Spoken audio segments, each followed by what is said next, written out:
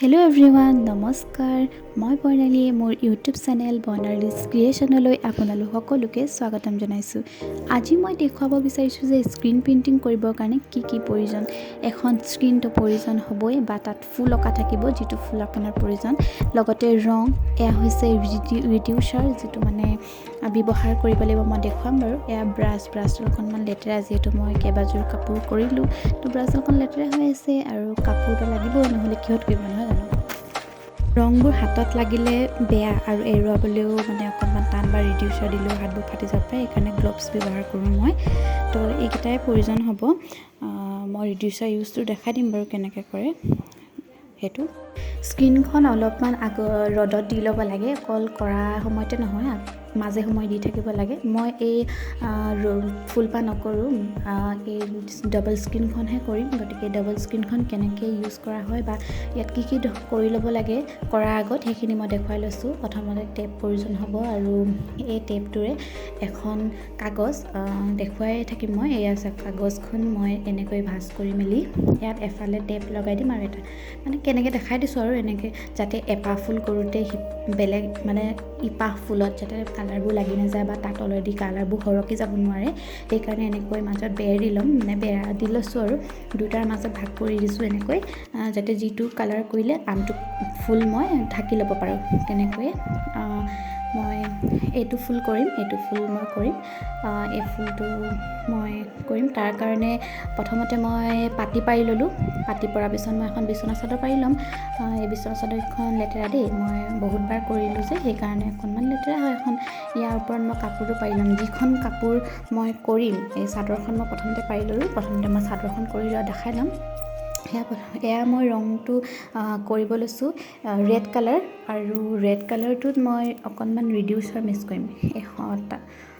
ৰং অকণমান লৈ ল'লোঁ চামুচেৰে, আৰু অকণমান সমান পৰিমাণে ৰিডিউচাৰ দি ল'ম।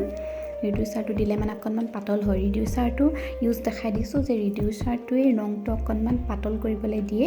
পাতল মানে অকণমান পনীয়া কৰি দিয়ে, আৰু ডাঠ হয় থাকে যিহেতু কালাৰটো, সেইকাৰণে মই ৰিডিউচাৰ মিক্স কৰি মেলি অকণমান পনীয়া কৰি ল'লোঁ, পাতল কৰি ল'লোঁ।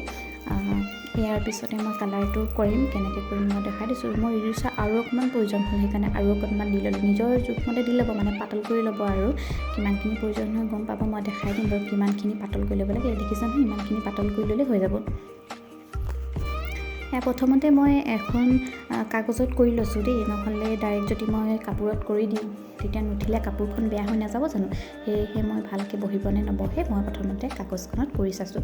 এই কাগজখনত কৰি মেলি আপোনালোকক দেখাই দিম কেনেকৈ বহিলে। দেখিলে নহয় ৰংবোৰ কেনেকৈ সৰকি গ'ল তললৈ। ঠিক এনেকৈয়ে মই কাপোৰত কৰিম।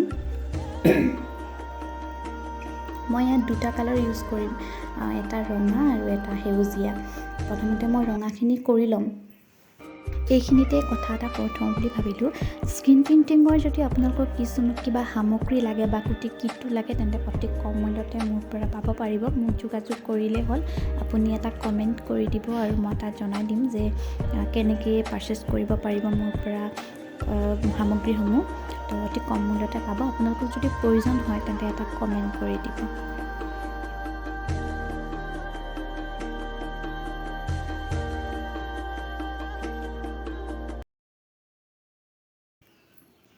এনেকৈ এটা এটাকৈ কৰি যাম। এয়া দেখিছে নহয়, স্ক্ৰীণখন উভতাই থ'ব দেই। স্ক্ৰীণখন উভতাই থ'ব লাগে যেতিয়া হ'লেও।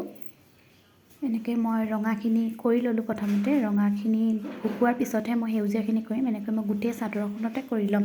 য'ত মই ৰঙা কালাৰটো কৰিম, তেনেকৈ মই গোটেইখিনি কৰি ল'লোঁ। সেউজীয়াৰ কাৰণে মই ঠাই থৈ গৈছোঁ, আৰু মেখেলাটো কৰি ল'লোঁ, দেখাই দিছোঁ। মেখেলাটো প্ৰথমতে মই ৰঙাখিনি কৰি ল'লোঁ চাদৰৰ লগতে। ৰঙাখিনি হৈ যোৱাৰ পিছত স্ক্ৰীণখন ধুই ল'লোঁ, আৰু তাৰপিছত এতিয়া মই সেউজীয়া কালাৰটো কৰিম। যিহেতু মই দুটা কালাৰ কৰিম বুলি কৈছোঁ, ৰঙাখিনি শুকাই গ'ল। শুকাই যোৱাৰ পিছত এতিয়া সেউজীয়াটো কৰোঁতে স্ক্ৰীণখনৰ ৰঙা কালাৰটো লাগি নাযাব, সেইকাৰণে শুকোৱাৰ পিছত মই এতিয়া সেউজীয়া কালাৰটো কৰি দিম। য'ত ঠাই থৈ গৈছিলোঁ, সেনেকৈ মই সেউজীয়াখিনি কৰি দিম। তাৰপিছত মই গোটেই কাপোৰযোৰ আপোনালোকক দেখুৱাই আছোঁ।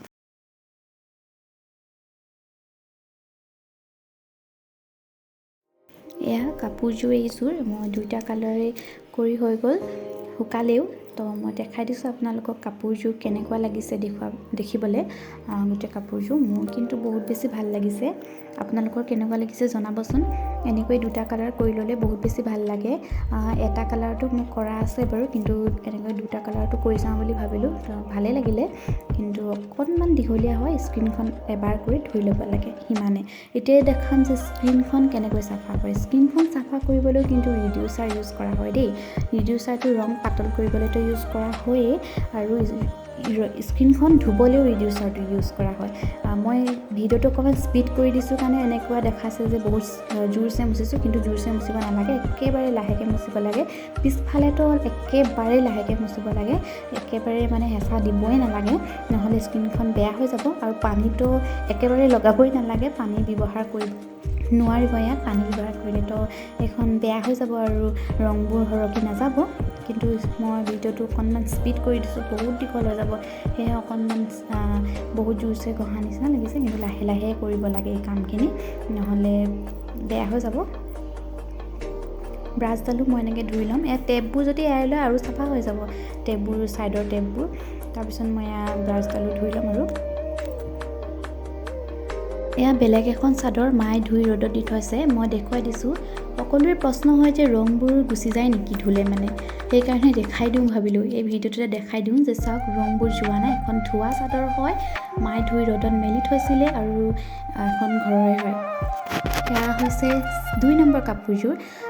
2 নম্বৰ কাপোৰযোৰ দেখুৱাব লৈছোঁ। এইযোৰ মিক্স পাটৰ কাপোৰ, যি কাপোৰযোৰ মই পটি লগাই লৈছিলোঁ, আৰু এনেকুৱা ধৰণৰ পটি কিনি আনিছিলোঁ মই এক্সট্ৰাকৈ। কাপোৰযোৰ মই জোৰ হিচাপে কিনি আনিছিলোঁ, এনেকুৱা ধৰণৰ পটি বজাৰত পায়, মই আপোনালোকক ফটো লগাই দেখাই দিছোঁ। কাপোৰযোৰ এনেকুৱা একেবাৰে উকা মিক্স পাট কিনি আনিছিলোঁ, দহিবোৰ কৰাই থাকে। তো মই এইটো এনেকৈ জইন কৰে লগাই দিলোঁ এটা জোখমতে। মই 1.5 মিটাৰ কিনি আনিছিলোঁ। এনেকৈ মেখেলাখনত এনেকৈ তলত লগাই দিলোঁ আৰু পটি হিচাপে। আৰু চাদৰখনটো মই দেখাই দিম, মেখেলাখনত দেখাই দিছোঁ আৰু কেনেকৈ লগালোঁ। চাদৰখনতো অকণমান আগটো এৰি মেলি এনেকৈ, মই চিলোৱা নাই দেই, মই চিলাবলৈহে দিলোঁ এনেকৈ। কিন্তু পটিটো আৰু মই লৈ আহিছিলোঁ কিনি, মই পচন্দ কৰি লৈছিলোঁ, মোৰ ভালেই লাগিছে। ভণ্টিয়ে পিন্ধিছে কাপোৰযোৰ, ফটো মই দেখুৱাম বাৰু আপোনালোকক। কিন্তু প্ৰথমতে কাপোৰযোৰ দেখুৱাই লৈছোঁ যে কেনেকৈনো মই মানে বনাই লৈছিলোঁ। আৰু উকাকৈ পিন্ধিবলৈ মন নাযায়, হয় নহয় জানো, মানে চব কাপোৰ আৰু এইটো কালাৰ উকা পিন্ধিব মন নাযায়, সেইকাৰণে মই পটি লগাই ল'লোঁ। এইটো অফ হোৱাইট কালাৰৰ হয় কাপোৰযোৰ, এইযোৰ কাপোৰ লুকটো। এয়া ভণ্টিয়ে ৰিলছ বনাইছিলে, মই এই ৰিলছটোকে অকণমান লগাই দিলোঁ, আপোনালোকে ভালদৰে চাব পাৰিব বুলি। এয়া হৈছে 3 নম্বৰ কাপোৰযোৰ। এই কাপোৰযোৰ ইউটিউবত মোৰ এবাৰ শ্বৰ্ট ভিডিঅ'ত দিয়া আছে, কিন্তু এই কাপোৰযোৰ কিয় দেখাইছোঁ জানেনে, এটা কাৰণ আছে। সকলোৰে প্ৰশ্ন যে ফেব্ৰিক কালাৰ কৰিলেও কালাৰ ধুই দিয়াৰ পিছত যায় নেকি। এই কাপোৰযোৰ ধোৱা পিছতহে মই ভিডিঅ'টো কৰিছোঁ। এই কাপোৰযোৰ মই মিটাৰ হিচাপে কিনি আনিছিলোঁ, কাপোৰটো থান কাপোৰৰ পৰা মিটাৰ হিচাপে কিনি আনিছিলোঁ, আৰু মিটাৰ হিচাপে কিনি আনি এই ফুলপাহ আঁকিছিলোঁ। ফুলপাহ আৰু তলত মই এনেকৈ দি দিছিলোঁ পাৰিটো, আৰু লগতে দহি পাতি দিলোঁ চাদৰখনৰ জোখত কাটি। এয়া মই পাৰপিন লগাই দিলোঁ, এনেকৈ কাপোৰযোৰ কৰিছোঁ। আৰু কাপোৰযোৰ কিন্তু ধোৱা দেই, সেইকাৰণে অকণমান কোচমোচ খাই আছে, মই ইস্ত্ৰি দিয়া নাই অৱশ্যে। আৰু দেখাই দিছোঁ যে ধোৱা পিছতো অলপো কালাৰ যোৱা নাই, সেইকাৰণেহে দেখাই দিছোঁ এই ভিডিঅ'টো। সকলোৰে প্ৰশ্ন যে মানে ধুই দিলে যায়গৈ নেকি। নিয়মবোৰ যদি মানি চলে, যিখিনি কৰিবলগীয়া কাম কৰি চলে, তেন্তে কালাৰবোৰ গুচি নাযায় ধোৱাৰ পিছতো। সিমান আজিৰ ভিডিঅ'টো ইমানখিনিয়ে আছিল। যদি ভাল লাগে please like, share and subscribe কৰি দিবলৈ নাপাহৰিব। ভিডিঅ'টো শেষলৈকে চোৱাৰ বাবে বহুত বহুত ধন্যবাদ। Bye bye.